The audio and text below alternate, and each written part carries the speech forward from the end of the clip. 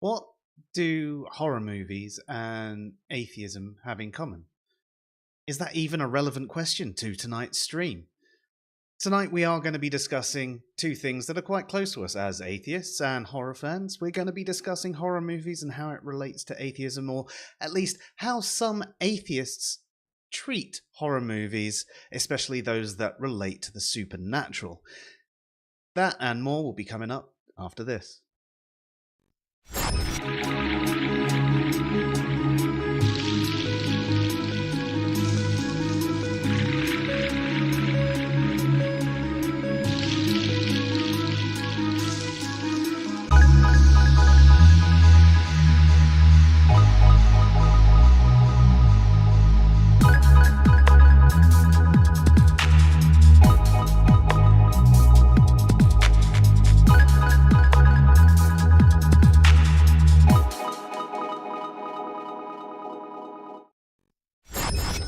Don't tell me to be quiet. How dare you?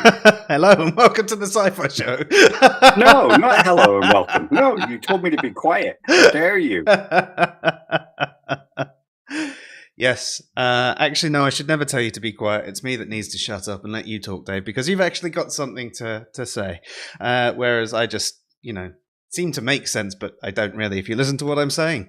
As is the life of, everything. Horror films are the null hypothesis. That's amazing. That's straight in there at the beginning, Icarus. Thank you. That's amazing. If anyone is interested in the null hypothesis and how that relates to atheism, we've got plenty of shorts and videos that relate to that. SciPhi shorts if you just want the sort of 5-10 minute version of that. But no, atheism is not the null hypothesis, and you'll need to find out why. And as for horror films being the null hypothesis, well, it depends. What's the hypothesis?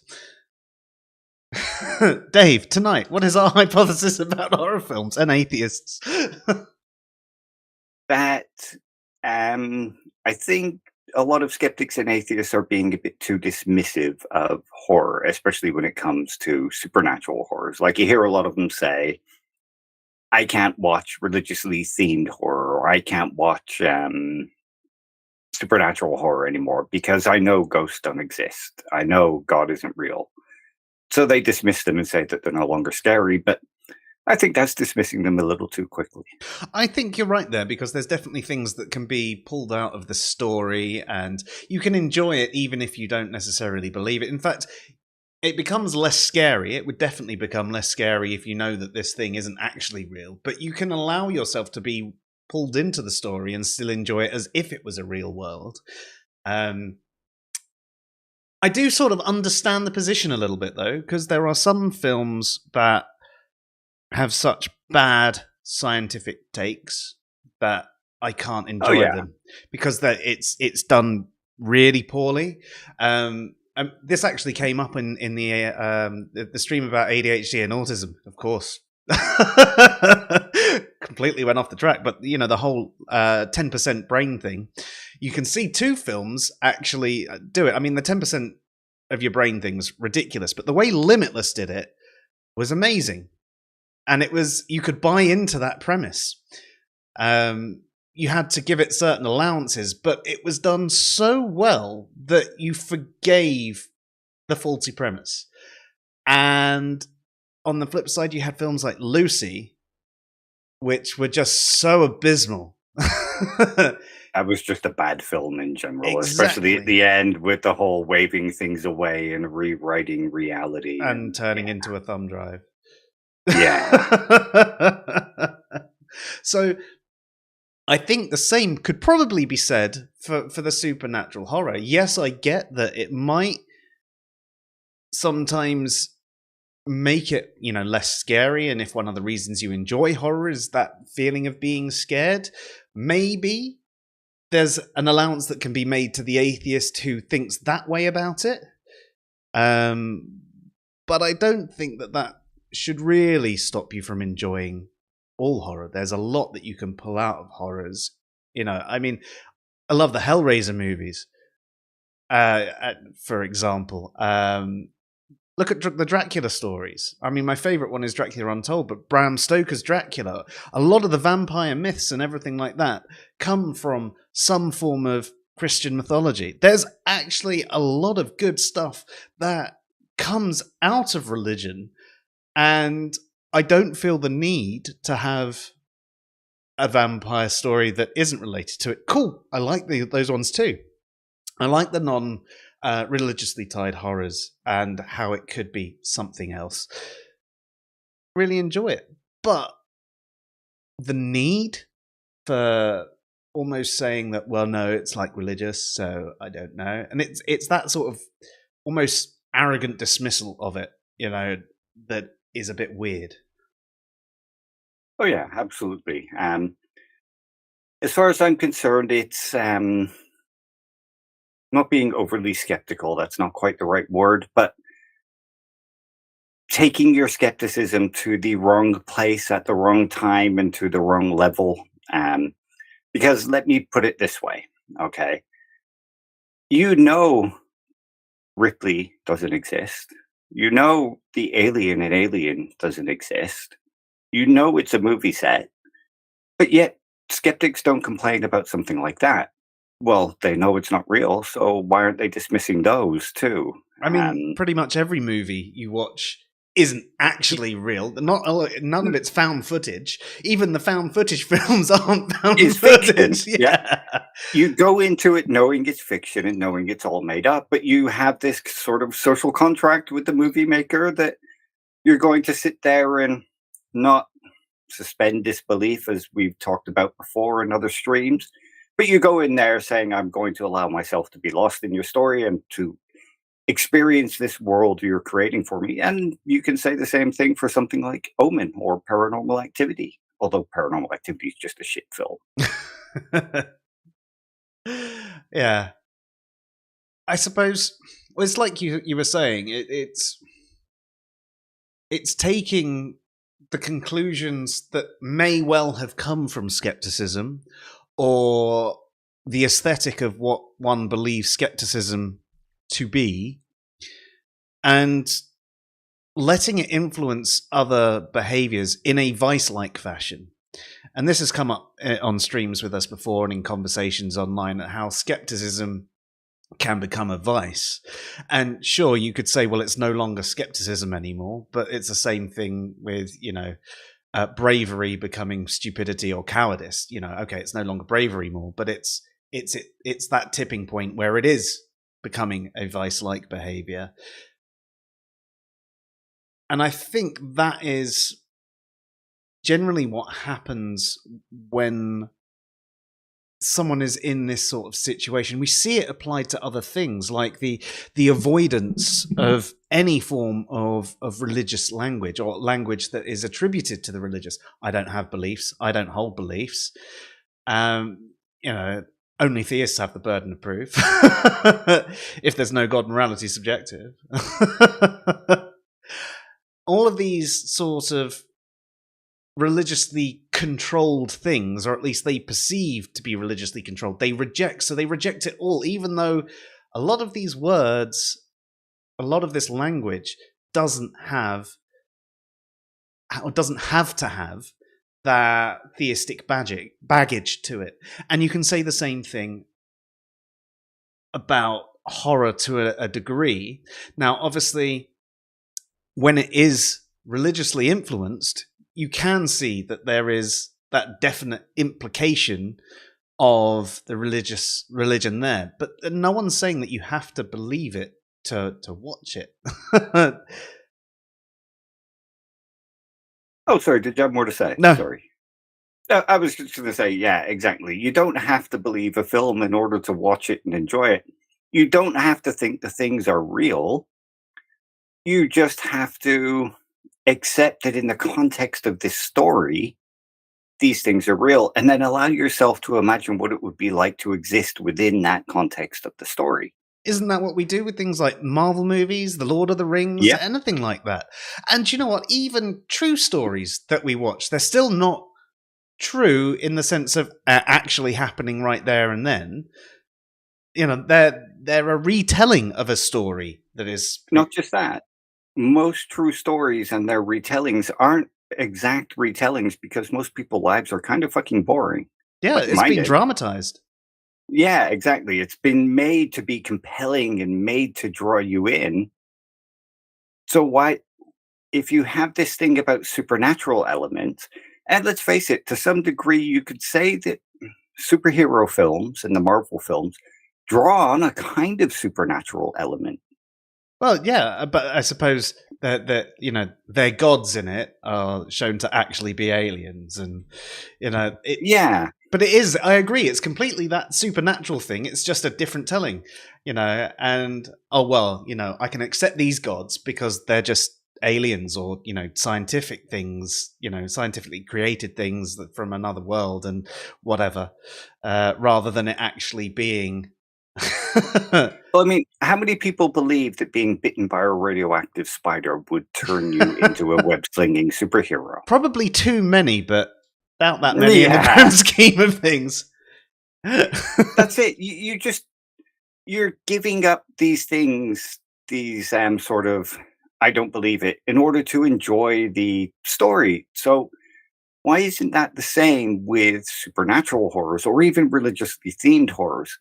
I mean, if you think about some of the religiously themed horrors like The Omen, or have you ever seen Omen 3, The Final Conflict, where Damien's older and he becomes a politician and he starts to take over the world? Now, we could see something like that play out in this world. Something like Hitler.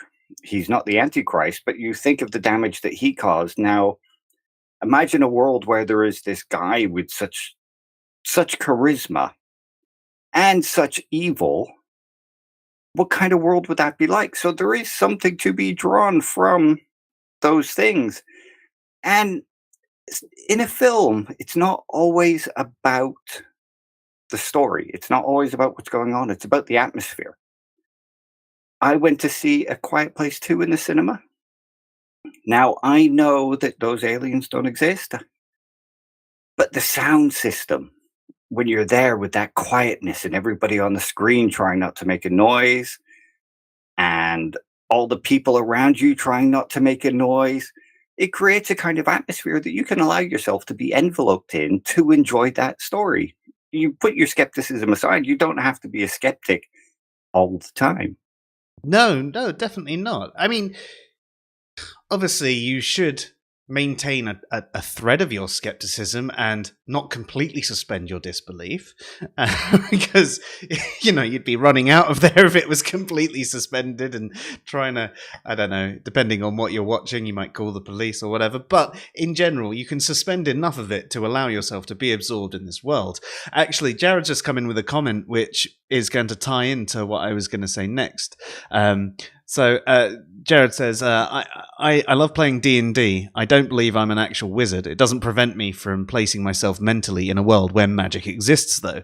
And I mean, Jared, you and me right now, right? I was thinking about how I enjoy playing MMORPGs and how a lot of these games, and I mean, a lot of MMOs are based off the D&D anyway, but a lot of these games have things like clerics and paladins and things like that, and summoners who can summon demons, and so not only is there magic, there is the religious content there.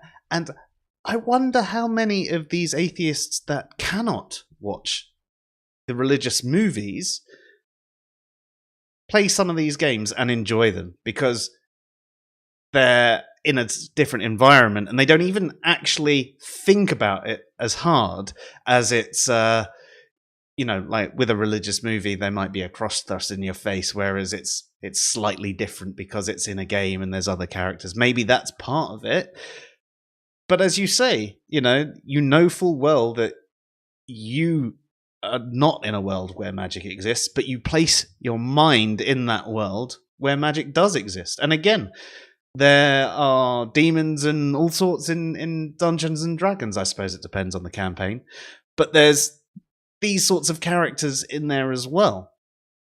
So yeah, I'm with you. So what is the key difference there, though? Or do all of the skeptics that say they can't enjoy religious movies, like not enjoy anything that contains some reference to religion? I mean, this is a question that I don't actually know the answer to. I am making an assumption. And my assumption is that, it would be more ignored in a game than it would be in a horror. I could be wrong. What do you think? I'm not sure, because as far as I'm concerned, there is no functional difference between the enjoyment of playing a video game where you're immersed in the character, and being immersed in a fictional world on the screen, or a fictional world in a book. You can sort of, like, a lot of atheists talk about how all we need for morality is empathy. I have empathy, therefore I'm a moral person. Well, you can still have empathy for fictional characters. It's why we get sad at Mickey dying in Rocky, or it's why we get caught up in Rocky and we get the whole Rocky syndrome. Or I think the music adds to it as well, though. If there was Yes, music in exactly. life, we'd probably feel a lot more in our real life. That's why I wear headphones everywhere, so I have my own soundtrack. But yeah, that's it. So you have these elements to a film that if you allow yourself to be immersed in them and experience them, you can find yourself having a damn good time, even if you don't believe what's going on. And I mean, if you're not watching supernatural horror films because you know that ghosts aren't real, well, why are you watching any film? Because you know that nothing is real. Yeah, at least on the screen that you're watching. Exactly. And I suppose, it would have to discount any form of science fiction, because Yeah. as much as I say a lot of science fiction is science possibility, some of it is more science fantasy because the science in it is so poor it could only be. Any story that isn't based on a true story, you basically left with sort of documentaries. That's about the only thing that you can watch. Yep. And I mean, don't get me wrong, I enjoy a good documentary, but that doesn't compare to a good horror film. No, of course not. No. Depends what the documentary's on, just like it depends on the horror film, So Yeah. It's, I think when it comes to a lot of skeptics and skepticism these days, there's a lot of what we call aesthetic skeptics, where it's not about the skepticism itself, it's about the appearance of being a skeptic and the appearance of being Preach. rational. Yeah, do you know what I mean? And to be honest, I think this whole I can't enjoy horror films anymore since becoming a skeptic is that. Yes, yeah, it is. It is adhering to an aesthetic. It's adhering to a standard of behaviors that they think should happen if you're a skeptic. I'm a skeptic. I don't believe in God, therefore I can't enjoy this religious movie. I'm a skeptic. I don't believe in demons, so I can't enjoy this.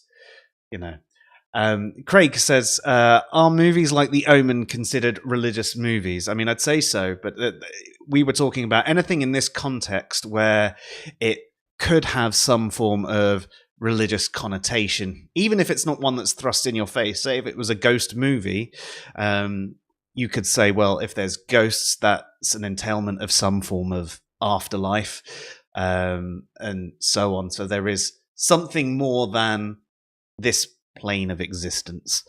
And then we drew the attention to the fact that supernatural films superhero films have elements of the supernatural to them, though it's not done in a religious way. In fact, the gods in things like the Marvel films end up being explained as being, specific aliens that happen to be immortal or whatever.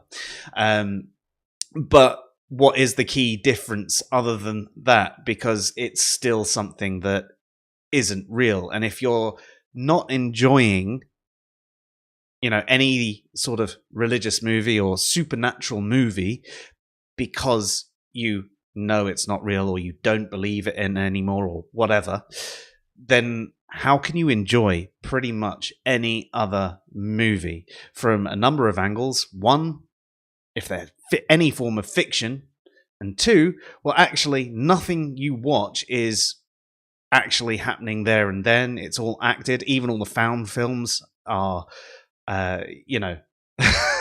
not found footage films are not real found footage. It's all dramatized. Yeah, okay. So every now and then you might find something that's real, but past some, weird stuff like beheadings on the internet, pretty much the only thing you're left with watching is documentaries. And that's not to say anything against a documentary. It's just to say that that's about the only thing that you'd be left with if you were treating this aesthetic of skepticism evenly across the board. But what you're doing is you're just allowing your disdain for anything that could be attributed to a religious context influence the rest of your behaviors and prevent you from enjoying something that, I mean, we're both atheists, and we have a lot of enjoyment out of stuff that has religious backgrounds and all of that. Oops, sorry, I didn't realize it was unmuted. Sorry for all the typing. I don't think it came through, don't worry. Okay, nice one. Yeah, and you raised quite a good point there. Skepticism is supposed to improve our lives. It's supposed to make our life better. So by saying, well, I can no longer enjoy these valid forms of entertainment because I'm too skeptical, then you're being too skeptical and you're allowing your skepticism to make your life worse instead of better. At which point, again, it's an example of skepticism becoming a vice rather than being a virtue. Exactly. Yeah. Skepticism is supposed to be a virtue. There's a balance you walk. There's a mean to being skeptical. If your mum phones and says, "Oh, hi, it's me," and you say, "Oh yeah, prove it," you're not being a good skeptic. You're being a prick. I might start doing that because I am a prick. So am I. But you know what I mean? If you go to your doctors and the doctor says, "Oh, it seems like you got a broken leg," and you say, "Well, that's just an argument from authority. I'm going to go to my plumber and I'm going to get a second opinion," because, your skepticism has become a vice. Or you see the Ocado van pull up, like I need to remember is happening between 10 and 11 p.m. tonight. If the Ocado driver pulls up and he drops these things at your front door and he says, "I'm the Ocado guy," and you turn around and say, "Oh yeah, prove it. I'm going to phone Ocado now and make sure it's you," you're being overly skeptical. The real world just doesn't work like that. And skepticism isn't about denying the real world. It's about getting closer to the real world. Most definitely. I mean, someone here could say, well, this isn't skepticism, it's denialism, or it's cynicism, or it's a form of pseudo-skepticism. So it's no longer skepticism. But I think that's the point that many people miss about the virtue-vice relationship as well. Okay, yes, when it becomes a vice, you might be able to give it a different name. But the whole point is you started with this virtuous behavior, and you've either misapplied it or you've over-applied it or you've applied it at the wrong place or time or whatever.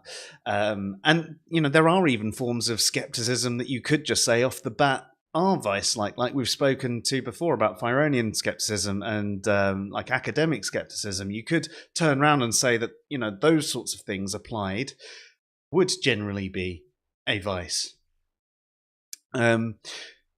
Lone Wolf says, there's a difference in dealing emotionally with an obviously fictionalized version of a religion and a religion that is pushed in your face as being a fact of everyday life. And I think that is something that somehow gets lost along the way as well. And I can understand that could be something that spoilt your enjoyment. If you're in a place where religion was constantly thrust in your face, maybe you could have the attitude of, oh, I just really don't want to hear about religion, so I don't want to watch this because it has a religious context. But that's not the same as saying you don't enjoy horror because you know it's not real. It's a different thing. It's like, I've just had enough of anything to do with religion. And if that was the argument being made by the skeptic that doesn't like horror because of the religious context, I'd have a little bit more understanding for it. We live in a country that religion isn't really thrust in your face at all. Yes, okay, there's the odd, street corner preachers. Very rarely you get someone at your door or in your DMs. But in general, it doesn't. You say that about DMs, but no, I agree. It isn't really pushed. And here's an adverse effect of that same thing. Now, you think you know who Mary Whitehouse is, and you know what the whole video nasties thing was in Britain in the 80s. I can't remember who this is. She was the woman that brought up how bad there being no video ratings was on horror films, and how horror films were being disgusting. And she had The Exorcist played in the House of Commons and claimed that, it was going to have kids possessed. She basically led the... Yes. She led the campaign to have films banned. Well, after she had those films banned, there was a cry for people wanting those films. And people wanted to see what they couldn't see. And it created a market for people like me, who was a little bit naughty back then. Yeah, okay. But, it created a desire for people to watch these films. And even though they didn't like those films, there was a different kind of enjoyment coming from it. And yes, Lone Wolf, she is Britain's version of Tipper Gore. Yes, also just like to say hello to everybody who's currently on the stream. I haven't actually given you all a shout out, so I'm just going to quickly run through those in the chat. And those of you that are watching but not in the chat, I can see you out there. Please drop by and say hello. We're not scary. So Sean, hello, Icarus, and good day to Kimmo and Jared and Jovial Dane. And Frida, how you doing? Craig Reed, always good to have you here. Claire, nice to see you. Luke, what are you doing here? And have I missed anyone? Lone Wolf, did I say you? If I didn't, hello again. So hopefully you're enjoying the conversation so far. If you've got any questions or anything like that, please get them in. We are going to be trying to run a little bit shorter today because, Dave's got a mission that he's got to do in a little bit. But yes,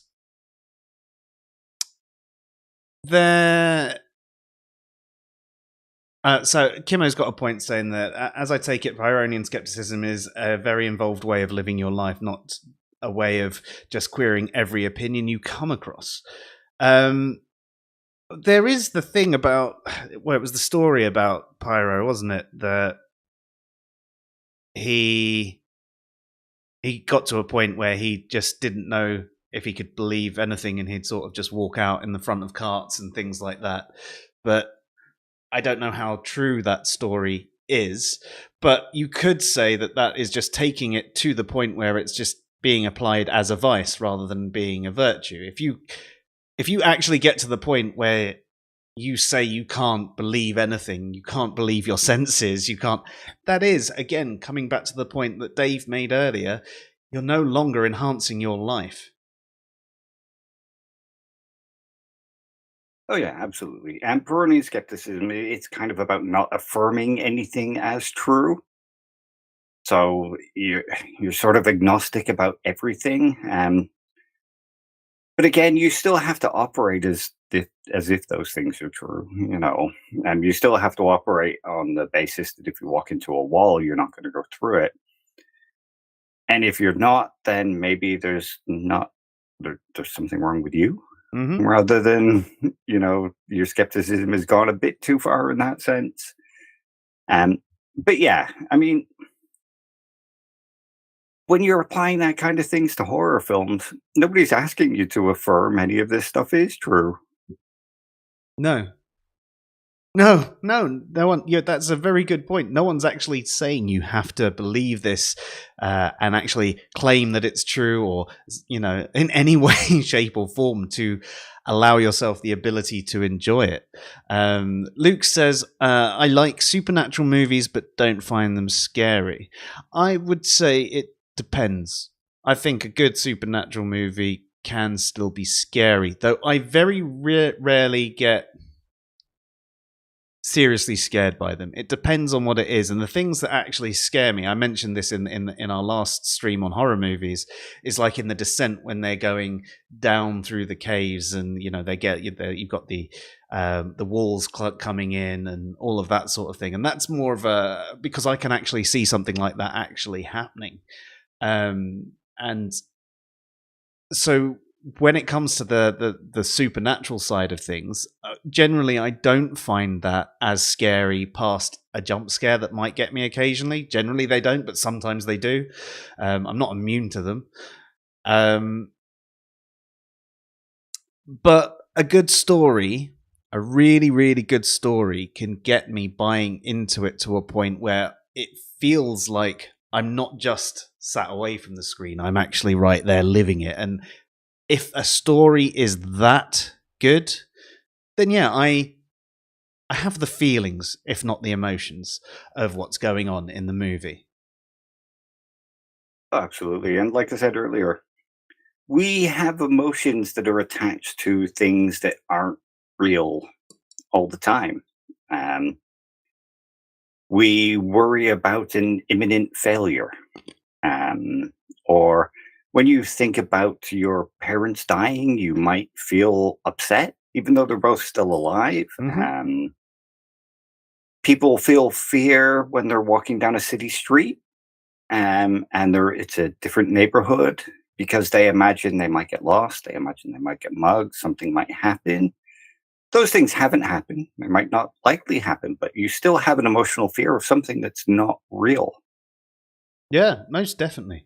Lone Wolf says, I agree with Luke. The more scary movies are psychological and more rooted in the depths of depravity in human nature. And I'd probably agree with you there as well. And not, just more realistic situations that I could see happening in my life as well. Anything that has more realism to it, I find personally more worrying. That doesn't mean that I can't enjoy the story or the philosophy behind everything that's going on. Or do you know what? Sometimes the action and gore is what I'm watching that particular movie for, because that's what I'm in the mood for at the time. You know, all movies have a sort of purpose, and from time to time you're in the mood for one, not the other. I mean, how many times have you been in the mood for a comedy and really not wanted to watch a horror, or vice versa? Someone's making How you dare watch you blaspheme? someone's making you watch a comedy, but you're not in the mood, and you sit there bored. But actually, it was one that you'd probably find funny, and the same could be said for a horror. For whatever reason, you're not in the mood for that right there and now. So I agree that there are things that are definitely more scary than the theistically influenced horrors, especially for anyone that believes these things are false. If you're agnostic about them, then maybe there's a bit more worry. But that still doesn't stop you being able to enjoy the cinematography, the overall story, the soundscape, everything about the movie can turn it into a good movie, even if you're not scared by it. I don't actually think you have to be actually scared by a horror to say it was a good horror. You definitely don't. And I mean, you can think of it something like this. We kind of spoke about this in our last stream.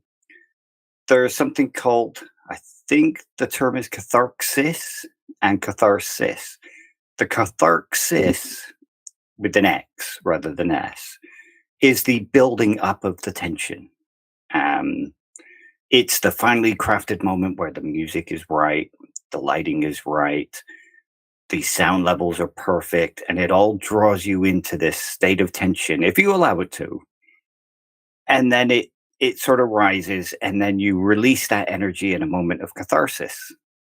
So you can enjoy a horror film for that, even if it doesn't scare you. If you allow yourself to be drawn in by that atmosphere, you can still have something to gain from it. It doesn't mean you're scared of ghosts. It just means you're enjoying a finely crafted scene. Another way you can enjoy horror films based on the supernatural is the special effects. Like, finely crafted special effects are an art form. Even, I know people complain about CGI and how it's not the same as practical effects, but CGI is still a form of art.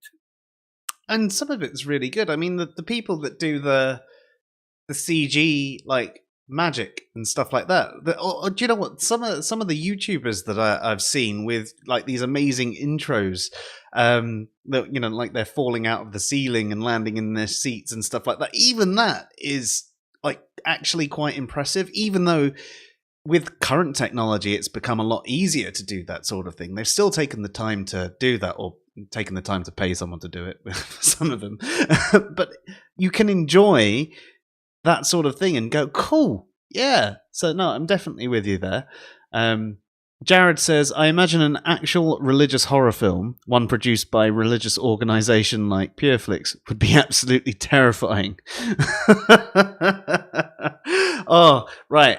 Jared, I think you need to write a small script of how that would actually look like. and just release it on your channel. Just shout it out like a 1-2 minute like little video of your synopsis for what their movie would be like.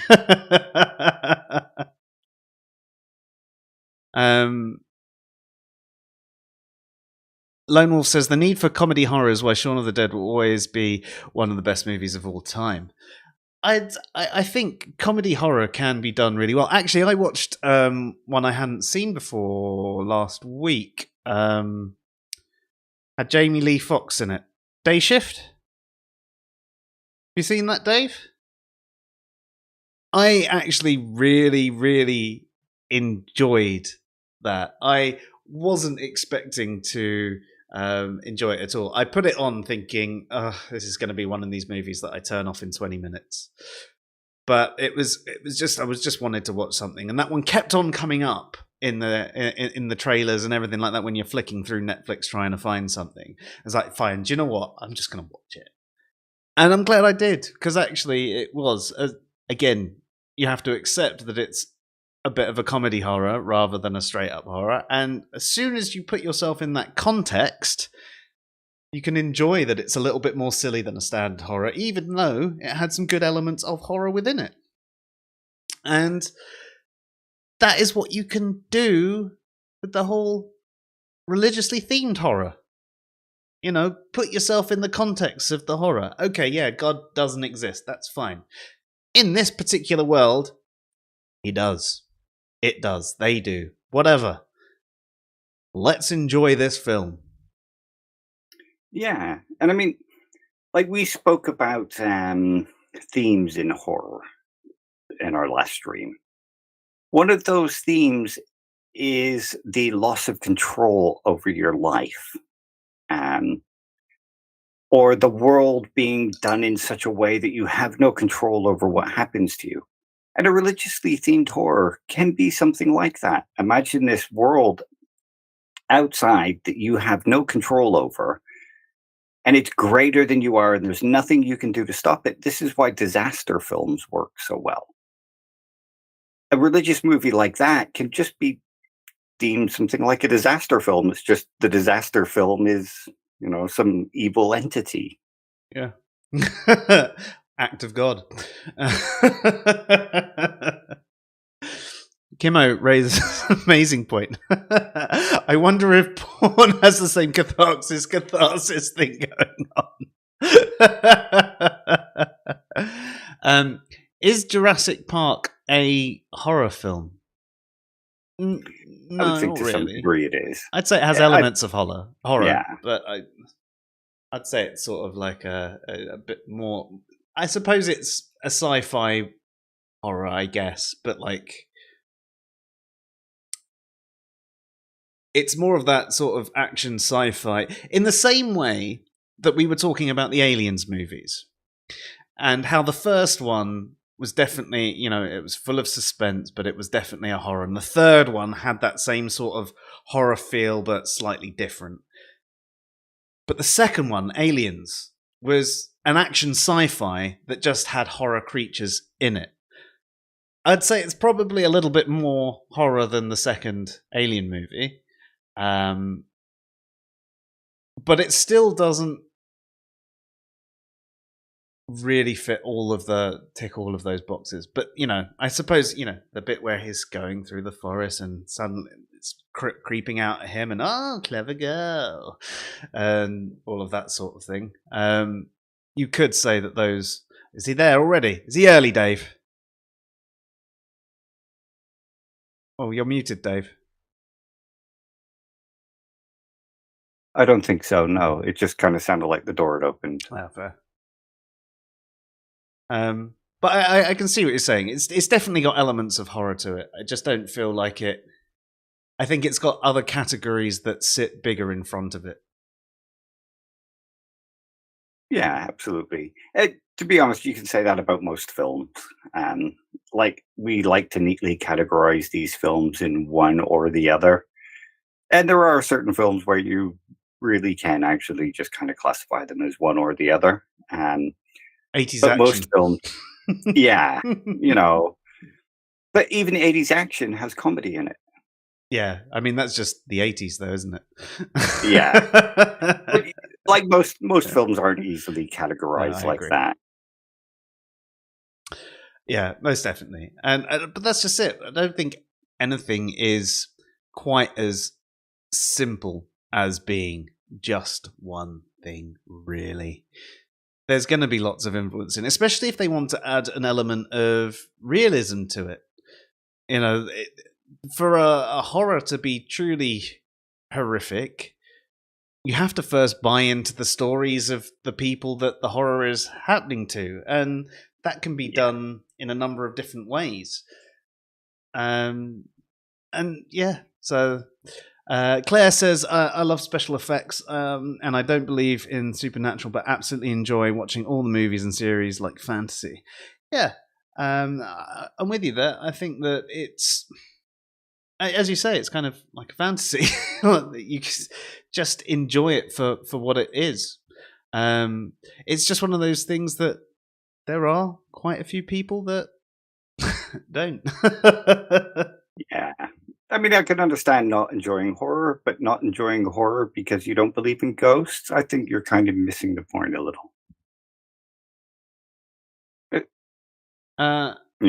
Yeah, sorry, I just read your chat message, Dave. Sorry.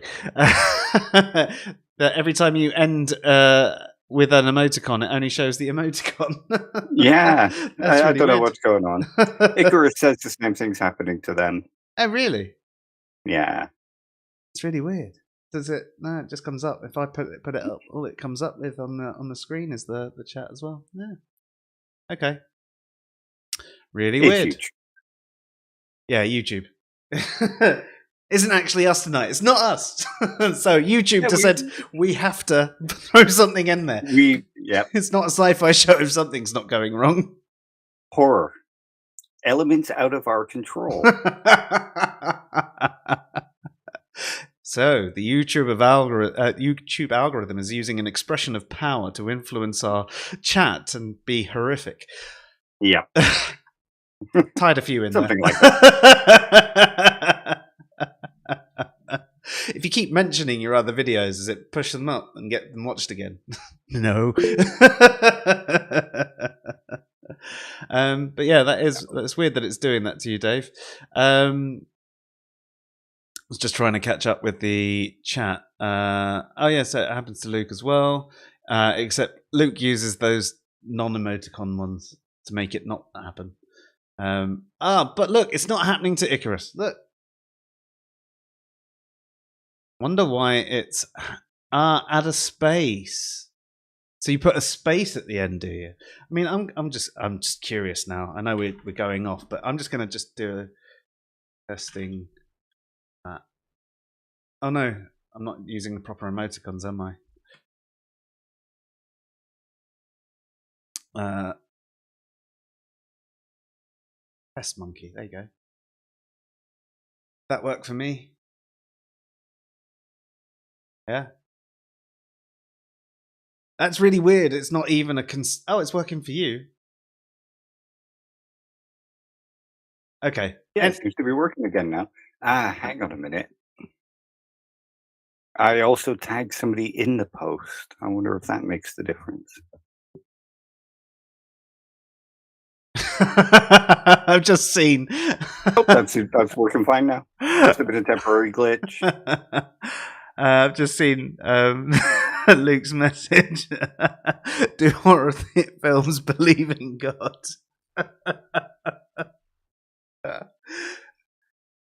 No, because they can't. And therefore it's pointless having that conversation. It's sort of a bit of a category error in a way, because you're talking about, things that don't actually hold beliefs as in terms of things that hold beliefs, and that's the problem with talking about things that don't hold beliefs as if they do. I wonder what that's in reference to. Frick. Oh, AMC's The Interview with the Vampire is interesting within its framework. Not particularly scary, but kind of alluring. I mean, the original Interview with the Vampire wasn't particularly scary either, but I enjoyed that film. I hear that the new series is like quite a different take, but I have yet to check it out. Other than I've been trying to catch up on stuff recently. I've got really far behind. I've been busy with so many other things, and yeah, I will get round to that though, because I did enjoy Interview with a Vampire, and the fact that you say it's kind of alluring is another attraction to it for me. So yeah, cheers for the recommendation, even if you didn't intend it as one. The Exorcist certainly believes in God. Yeah, but that's within the context of the film, and maybe even the writers of the film, but the film itself. Anyway, let's not get onto the whole rocks thing.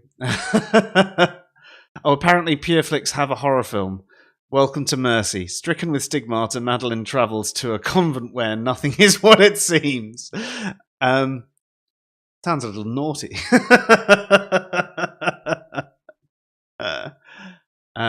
Her friend August is... Shall I start that again?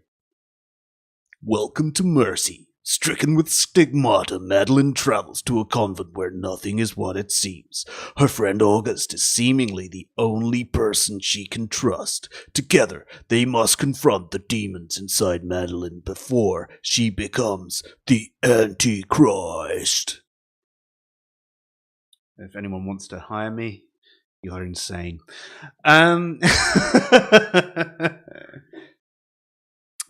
Opinion piece. Kimo says vampire movies are way cooler than any other horror. We all imagine ourselves being more cool, more sexy, and just suave as hell, and we know we're not, but the idea has its appeal. Yeah, I'd go with that. Not all vampire movies go with that, though. You do get some vampires that are more like 30 Days of Night. Yes, yeah, 30 Days a Night is a good one.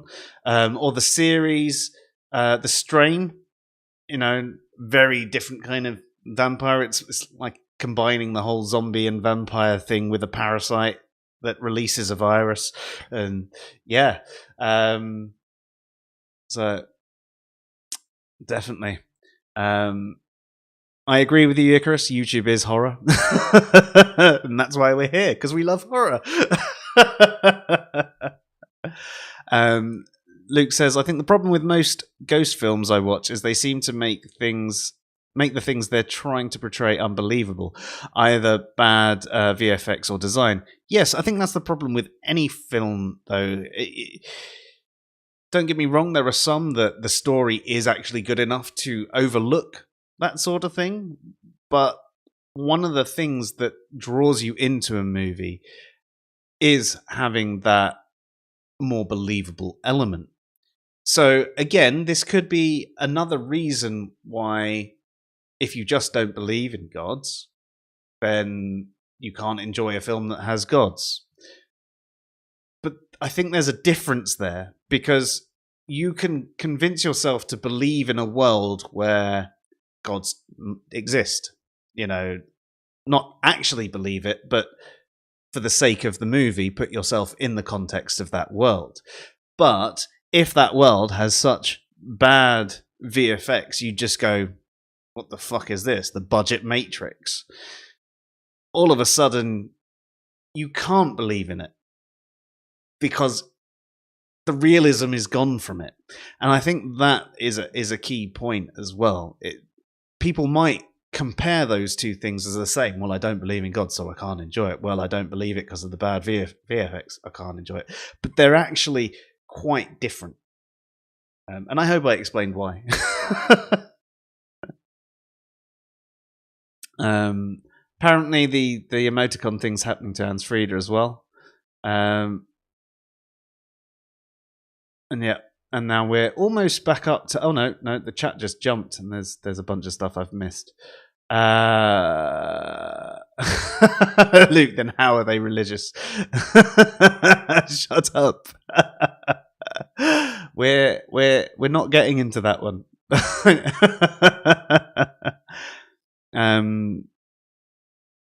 Apparently the new series tried to get into the erotic spirit of the Anne Rice books. That's the interview with the vampire ones, if you're not aware. Luke says, if you see most horror films as metaphors, it helps enrich the movie, and you can get rid of the issues of suspending disbelief. I think that is another good point. It's one of the things that we were talking about earlier, the story, the philosophy, the morals, however you want to put it. There's content within a movie that can be enjoyable. And I think that's one of the things horrors do well. And I'd even say that even with a lot of the religious horrors, they're not always as so in your face of like, if you don't believe in God, this will happen to you. There's often a bit more depth to them than that as well. And sometimes there's a bit of a story. I've got to go. I'll be back in 2 minutes. Okay. And sometimes there's a bit more of a story that is behind it all. So, yeah, I'm definitely with you there, Luke. Hey, Nerdy Rodent, how you doing? Good to see you. It's been a while. How have you been? Daybreakers is a pretty good take on the old Vamps. Now, that is a movie I'm fairly certain I've seen. Is that the one with... Oh, I forget his name, and they're trying to look for the cure or something. I'm terrible with names. Ethan Hawke was the guy I was thinking of. And yes, it does look like that one. Was it really only 2009? I thought that was like 2000s. But yes, that's definitely the movie I was thinking of. Again, I like there to be a slightly different take. I know that the what's it called, Ultraviolet was pretty crap. I still enjoyed the movie because it was a different take to what I'd seen on the whole vampire thing at the time, and I suppose at the time I was going through a bit of a Miller phase too, so that's probably more why I enjoyed it. From Dusk Till Dawn was fun. Yes, so I really enjoyed the movie, and I started watching the series, but by the second episode I stopped watching, and I don't know if I should go back to it, but it was one of those movies that... one of those TV series that was just like, I felt like it had lost it pretty quickly. Lone Wolf says the strain is like a mixture of Far East vamps and Eastern European vamps, especially with the vamp culture.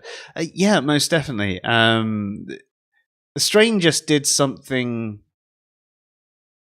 very different to anything else I had seen, especially with the whole parasitic take. And I know, like, there are the zombie vamps type things, but the way that pretty much everyone was this zombie vamp,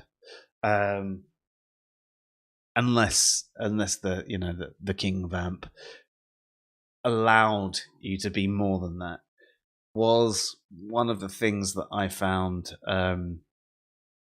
added a layer of terror to it. It took away and the fact that they were also deformed, they were also mutated. The virus released by the parasite turned them into actually horrific looking creatures rather than the more glamorous vampires that you usually see in stories. And it made it a bit more scary, because you look at it and you go, oh, I wouldn't want to be that. Whereas, as we said earlier, and Kimmo made a really good point about it, you want to be these sorts of vampires. We idolize them, their immortal life, their fantastic beauty, their powers of seduction, how suave they are. Everything about like the sort of classic Anne Rice style vampire, I guess. Or the Bram Stoker Dracula, whatever. It's very, very, very different to that in the strain, and you can feel the difference. I am just trying to catch up with the chat whilst Dave is away, so he's back. 2 minutes. Cool. Oh, he's back. Oh, he's just swearing at us. I thought he was just doing a 2 minutes Turkish thing.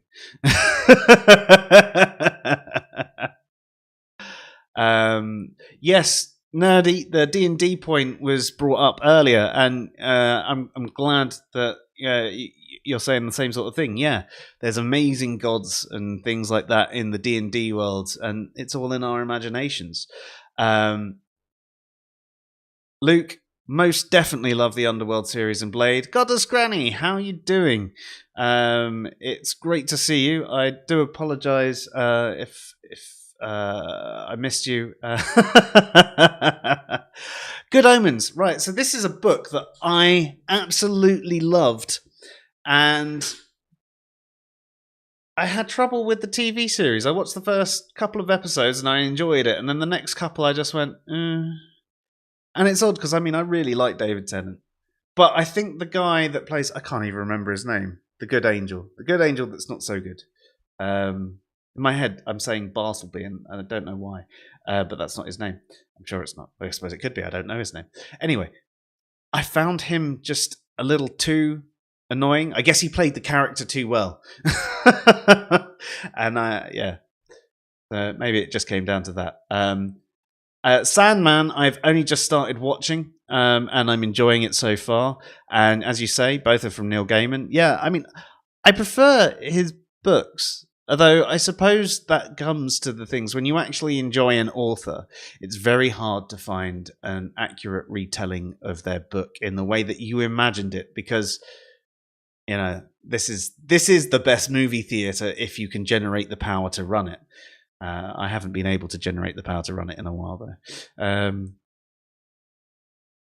So, yeah. Good Omens Season 2 is coming. Well, in that case, I will probably just have to get back.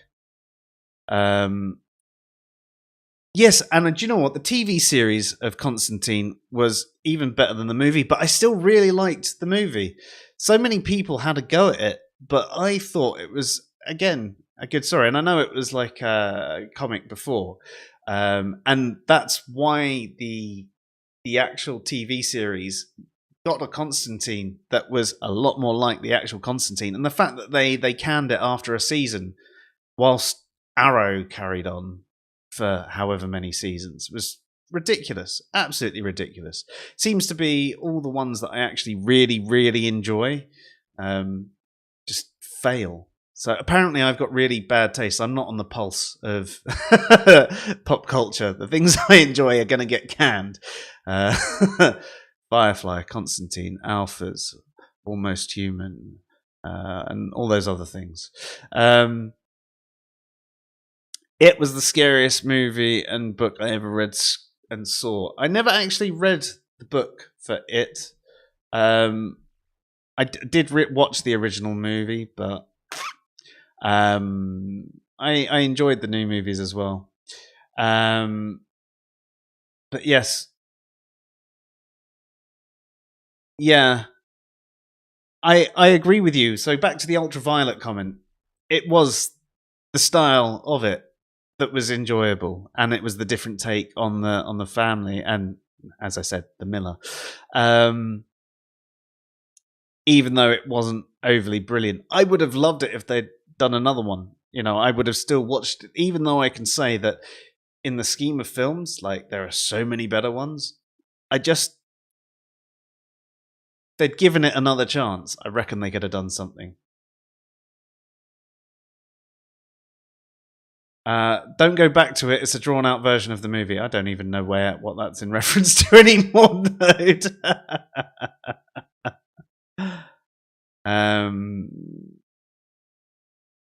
So that's in reference to Good Omens. You love the Pratchett book and love the series. Yeah, so that was both Pratchett and Neil Gaiman on it together. And that was actually my first introduction to Neil Gaiman and what convinced me to try out some of his books as well. I do prefer Pratchett, but Neil Gaiman's brilliant.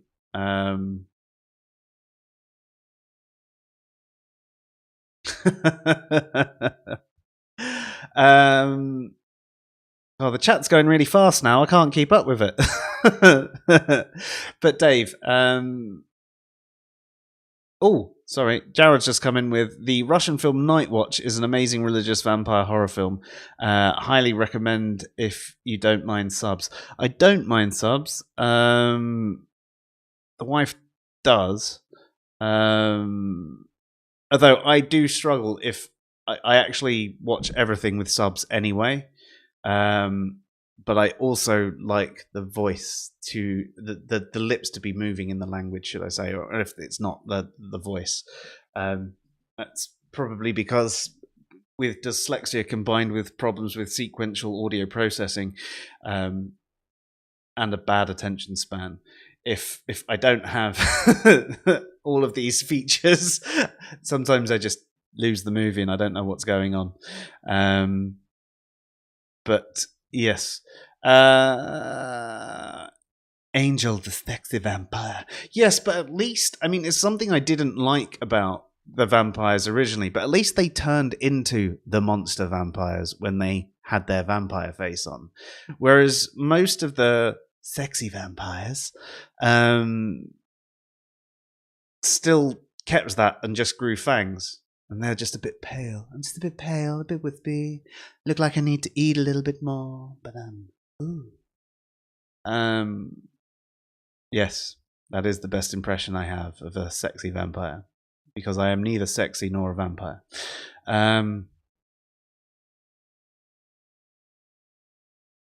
That's an interesting one. The Reflecting Skin was a pretty odd little Brit Canadian film from the 90s about vampires starring Viggo Mortensen. Not great, but worth a go. Don't know that.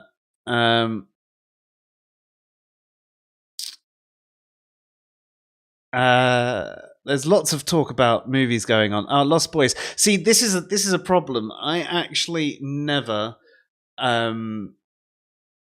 watched Lost Boys until I think it was about 10 years ago, and it did not date well. It missed me when it came out.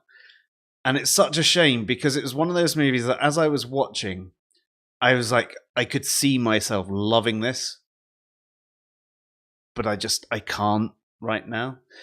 And it had nothing to do with any religious context. It was to do with how dated it felt.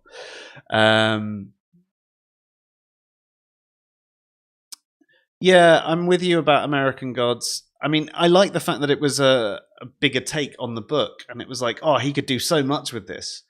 And then, yeah, it definitely got weirder and weirder. I mean, it was weird from the start, but I did enjoy it, and the book was great. I'd definitely suggest the book. From the sounds of it, I didn't watch past about halfway through the second season, I think. And for sounds of it, probably doesn't get much better. Granny got bored with the Sandman after about 4 episodes. That's not good, Granny. I was hoping it was going to be one I really enjoyed. Keanu Reeves said he wants to do Constantine again, and I'm all for it. Yeah, me too. I enjoyed it. You're right, actually. Lucifer was a great supernatural theme series. Again, all the religious context there. And another thing about it, I mean, some of the religious theme stuff, like Lucifer, is actually, yeah, we've kind of got it a bit wrong. And I also like that sort of take on things as well. And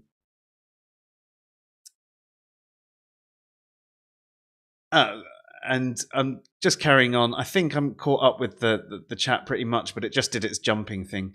And I will, we'll draw a line in the sand. You can tag us if you want to say anything again. So, Dave, where were we before you had to go and deal with your Ocado man? Did he come from far away? I'm not sure. But yeah, sorry about that. It was basically... Tilt your mic. You all right? Yeah, you've gone underwater. Can you hear me now? Yeah, it's gone a little bit quieter. Can you hear me now? Yeah. How weird. You see, yeah, I don't know what's up with it. It's kind of weird.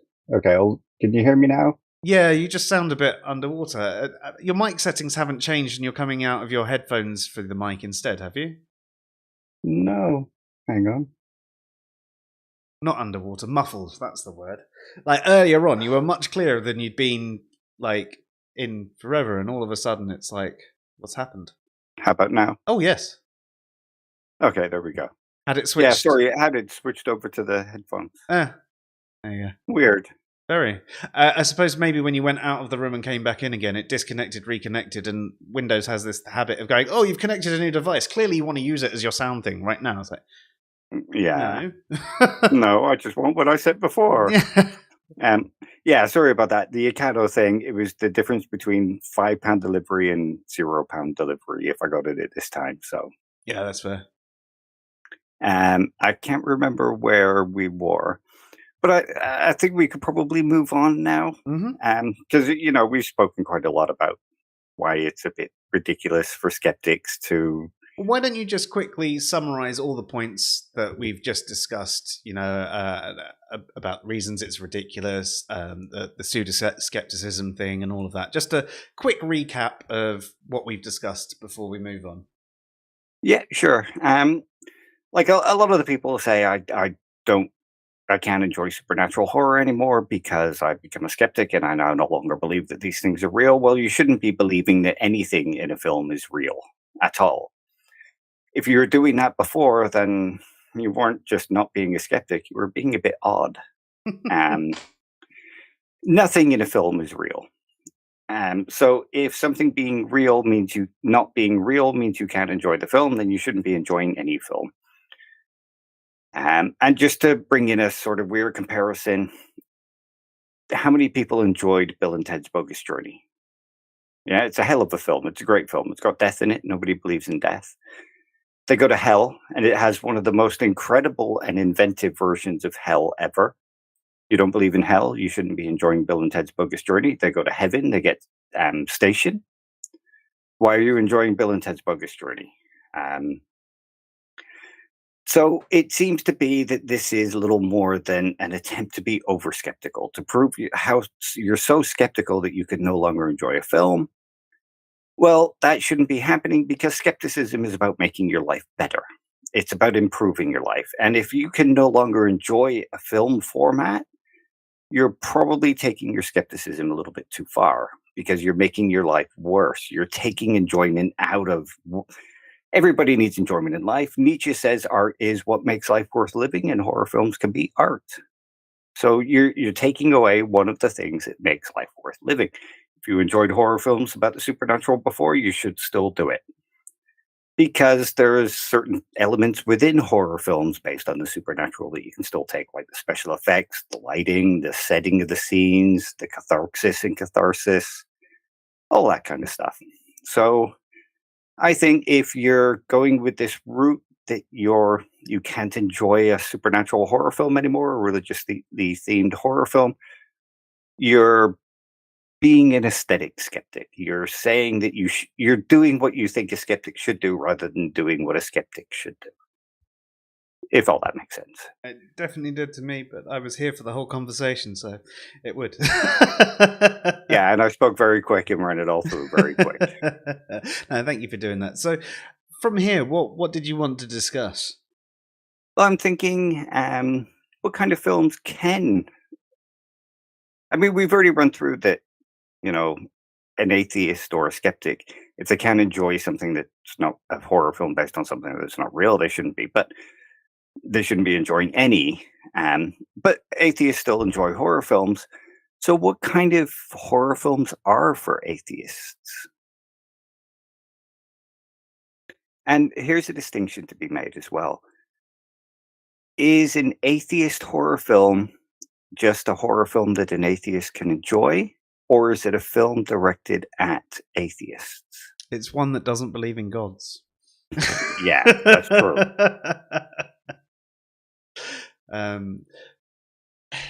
Yeah, it's interesting. I mean, you could even say that there are some religiously themed horrors that are directed at atheists, and some which have a conclusion of, oh shit, yeah, we can't find any god.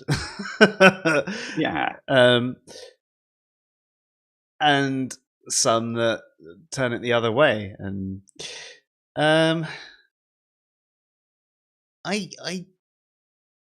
don't think there's really much in the way of a market for that sort of thing, though, is there? Like, I don't think things get, regardless of the definition of atheism you use, I don't think there's anything that really focuses on atheists, especially the ones that we're talking about tonight, that, well, I'm too skeptical to enjoy it. Granny just made a point that what we mentioned earlier, and it's films that are too scary for me are the ones that come too close to the truth, and that's one thing that we both agree on, or things that you can relate back to your life, or you can see actually happening. But again, it could be you can buy into a horror even if it's something you don't typically believe in, if everything else is so believable within it. The story being told that leads up to the unbelievable thing is so completely believable that actually, for that moment, you forget that thing that's happening isn't believable. Well, here's one I can name. Have you ever seen Red State? I don't think so, actually. By Kevin Smith. Red State. I don't think so. No, I haven't. Okay, well, that everybody complains about this one because it's Kevin Smith doing a horror film, and then everybody complains about Kevin Smith and Clark's. But it's actually really good, and it's about two kids who are kind of the typical rock metalhead kind of kids, and they're online, and they organize to go and get laid. And they end up being trapped by a religious cult. And this religious cult is going to punish them for this. And it's like a Christian religious cult, sort of like Westboro Baptist style thing, but taken to another level in that they murder atheists and murder sinners. So you could sort of say that that is a horror film aimed at the atheist. Quite literally. Yeah. So that could be considered an atheist horror film. And if you allow yourself to think, well, these kind of cults do exist, maybe not to that extreme, but what if they got that extreme?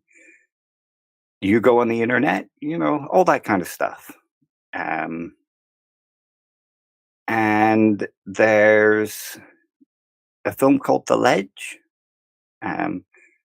Do you ever watch the biker thing? Biker Mice from Mars? No, it's like a TV show about bikers, not Mayans MC.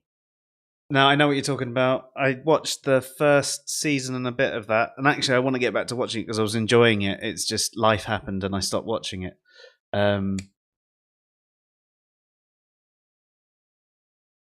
Yeah, it's right on the tip of my tongue, but it's not coming out. But it's got the guy from that in it anyway. Yeah, Charlie Hunnam. Yeah, who also King Arthur in something. Yeah. Well, he's in this film, The Ledge, and what it's about is a guy who's having an affair with a woman, and the woman's husband is sort of a religious fanatic.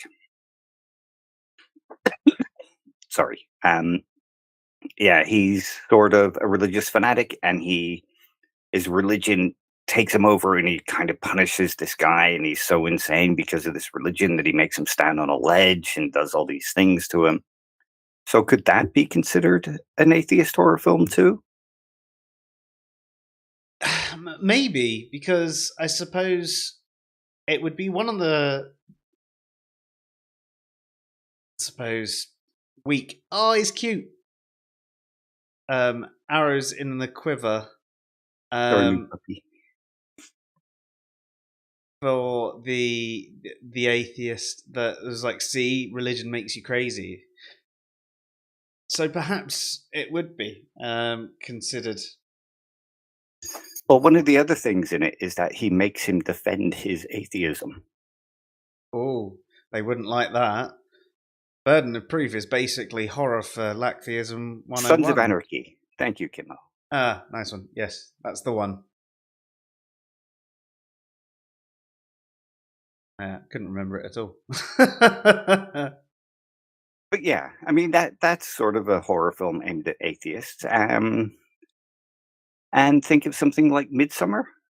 Like, I wasn't a particular fan of the film, but that's sort of people who don't really believe in God, who go across to a foreign land and get caught up in a cult that then draws them into this cult and makes them a part of it, and also punishes them and sacrifices them in the name of their gods.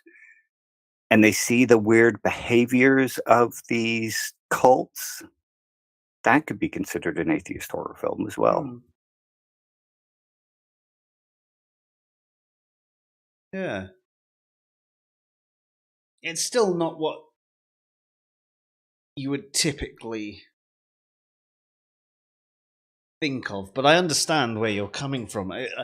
The thing is, I can't really think of anything that would have that sort of target. But yes, yeah, I definitely get where you're coming from, and I guess there is that focus, and some of it would definitely add fire to some people's atheism, wouldn't it? Yeah. But it's interesting because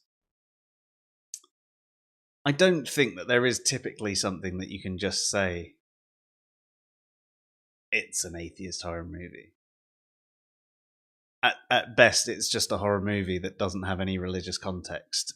If we're being as strict as we were being the other way, if it's got supernatural elements to it that are not explained by science and therefore not actually supernatural, then it is therefore religious in some way.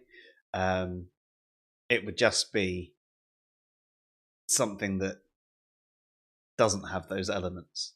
But the idea of a target targeted at atheists. Yeah, that's more what I'm talking about. Yeah. And I can see your point, and yeah, it definitely sounds that there's a few of them that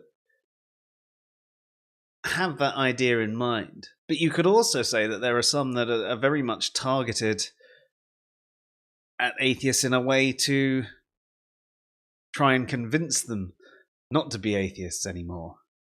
And that's a different form of targeting. Rather than... Really sure sorry? I'm not really sure of any of those kind of films, though.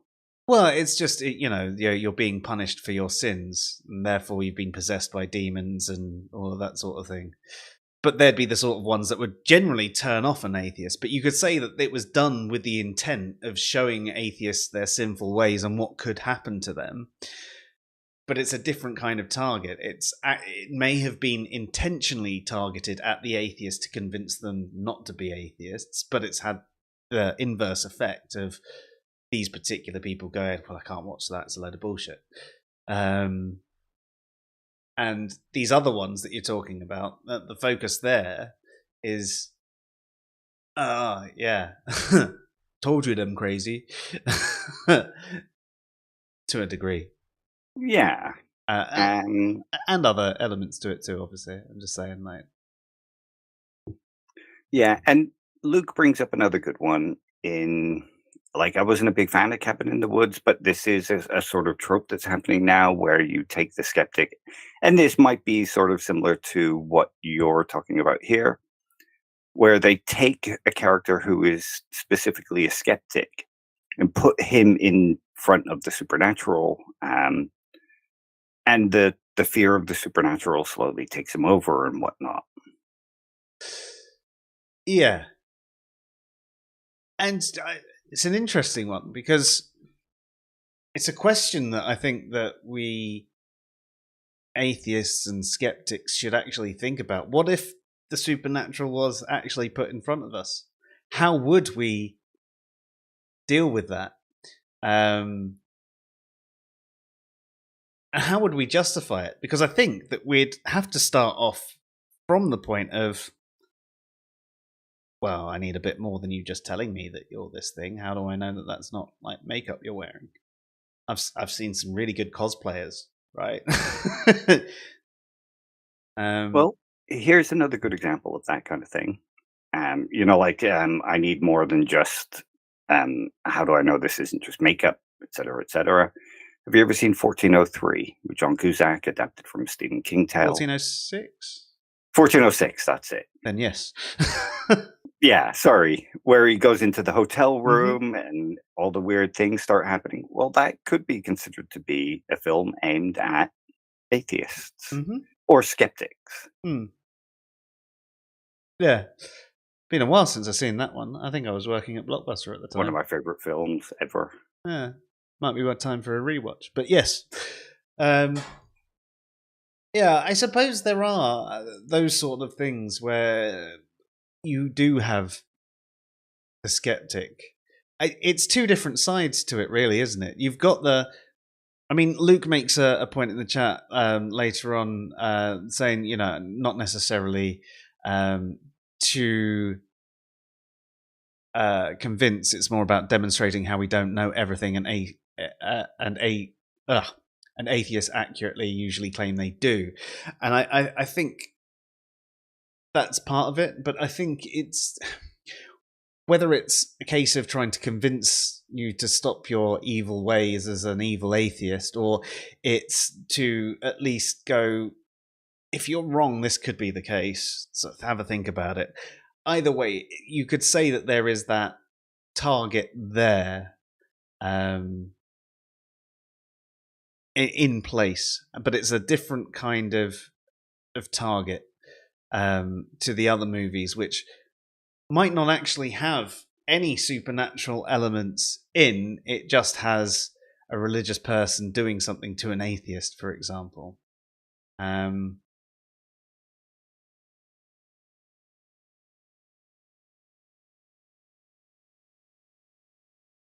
So, I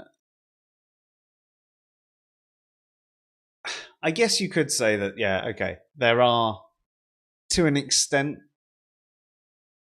different types that could be targeted at atheists. Some which would have more impact than others.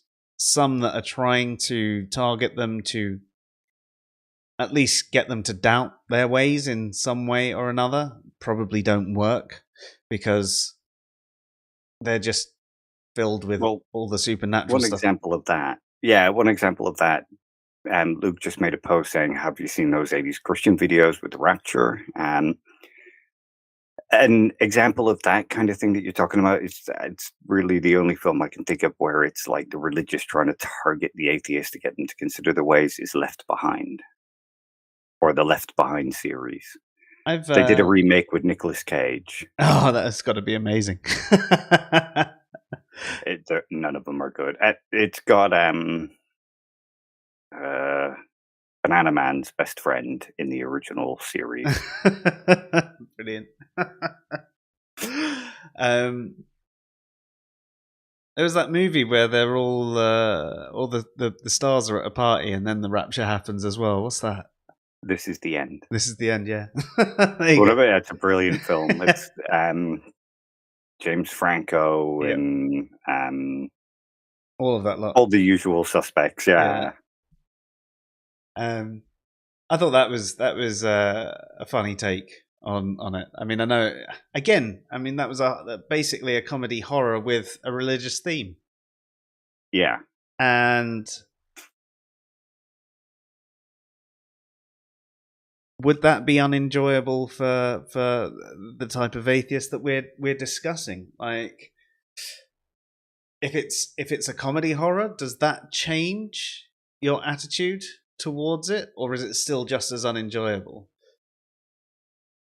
That's it. That's one of the reasons why I asked the question. Like, does it extend to other genres, like the Bill and Ted example? Does it extend to them? Can you not enjoy those films quite as much? Well, if it takes away from that, I suppose one distinction that you could make here is that they're not presenting them as though they're real, but to some degree, some of them are. Yeah, most definitely. I don't know. Is Macbeth an OG horror? It's a dark comedy, like all other Shakespeare stuff. Reading it, though, it's quite horrific. Yeah. Why I didn't like The Witch. No? The horror film The Witch. It was all done in the ye old English style dialect, and it just, it put me off. I haven't seen it, so I'm glad I missed that one. Yeah. Okay, so I think it's fair to say that there can be certain justifications for not enjoying a religious horror that we mentioned earlier. If it's constantly thrusted in your face all the time, you might go, well, I just don't want to see anything to do with horror. So that sort of thing could be at least somewhat understandable. Whereas, being overly skeptical, turning your skepticism into a vice and basically just not enjoying something because I don't believe in it, it's probably inconsistent with everything else that you enjoy, unless you also don't enjoy all games, all movies, and pretty much anything other than documentaries and reading peer-reviewed science papers and that sort of thing. Because there is, even in the true stories, there's fiction in absolutely everything. Because they're dramatized, they're made more interesting. You look at stories that come out about serial killers and stuff like that, even that, they're made more interesting for the home viewer. And there's stuff that they can't know and just assume, which happen in the bits where they're on their own or they're with one other person that they killed. Like, there's a recreation going on there. They're not going to have got everything accurate. They can't read the person's mind. So I think that there is definitely that bit of inconsistency there going on, because even I haven't met someone that claims they don't like horror, religious horror, to say they for the reasons of it being religious, saying that they don't like other things that they don't believe in. But there can be valid reasons for not liking horror or not liking wanting to watch something with a religious context, and I do understand that there can be those, and there's probably more than that we did mention earlier. But in general, that's not the argument being made. And I think that there is a lot that you can get out of these films. Dave, was there anything else you thought that would be prudent for us to cover tonight on this topic? Nope, that seems all good. We got quite a lot covered there. We did, and it was interesting. Even if I had to waffle on for 5 minutes talking out my ass. Yeah, well, I need food. I'm a fat fuck. You know, what can I say? Yeah, as if I don't spend the rest of the time waffling on talking out my ass anyway. So do I. I don't know anything about what I'm talking about. Awesome. So, ladies and gentlemen, next week there may not be a stream or the one after because, right, I booked a holiday earlier on today because I was just like, fuck it, I haven't been away in like 5 years, haven't even had a honeymoon. And our passports all came through, and it was just like, right, I'm doing it. So I'm off from Wednesday to Wednesday, but I don't know if there'll be a stream on Tuesday. And the following Thursday, we don't get back until very, very late on the Wednesday, and we've then got a 2-hour drive home. And so I don't know what's going on. However, I will hopefully have time to try and do a few more little videos and things like that in between everything else. So just to let you know, if you don't see us on air for a couple of weeks, we will be back. It's just because I'm actually having a holiday. So yeah. Dave, was there anything that you wanted to cover off? You've recently released a new video, haven't you? Do you want to tell people?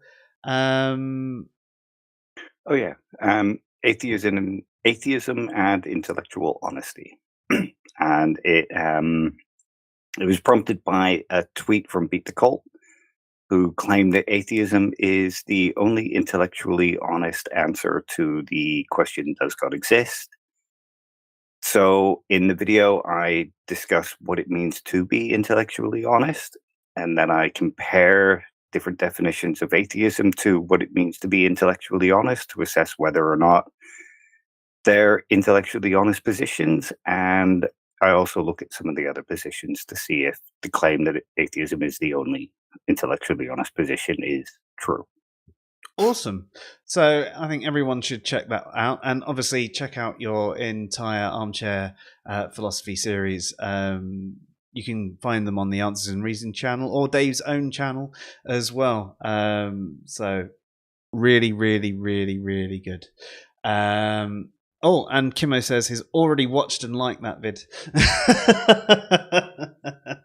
Awesome. Cheers, Kimmo. Question before we go. Has anyone ever actually said that they no longer like some horror because they no longer believe in it, as they are such excellent, rational, critical, skeptical rationalists?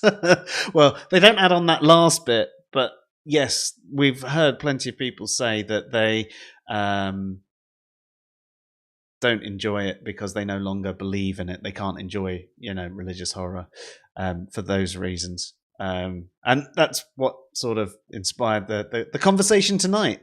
Jared, thank you so much for coming. Enjoy your dinner. Go and try and convince yourself to not enjoy it. Have yourself a good one. Right, well, then, if there's nothing else, then that's... Just to throw in one more thing, because Jared's just reminded me. Reason to Doubt have a stream tonight talking about skeptics and voting. Oh, is he going to get back in time? Oh, actually, yeah, they're on a very different time zone. Yeah, they're living way in the past. So yeah, I'm always on the cusp of sleep whenever they're doing their thing, and I actually really enjoy listening to them. So it would wake me back up, so I can never really catch them when they're premiering. But yes. But yes, definitely check out Reason to Doubt. They're really, really good. We had them on a few weeks ago, and really, really lovely guys. And the quality of their content's much better than ours. Yeah, a lot smarter than we are. Yeah. But please don't leave us. We love you. Right. Have yourselves a good one, everybody. And we will catch you soon. Just a quick reminder to check out Dave's Armchair Philosophy series and new video on intellectual honesty and atheism.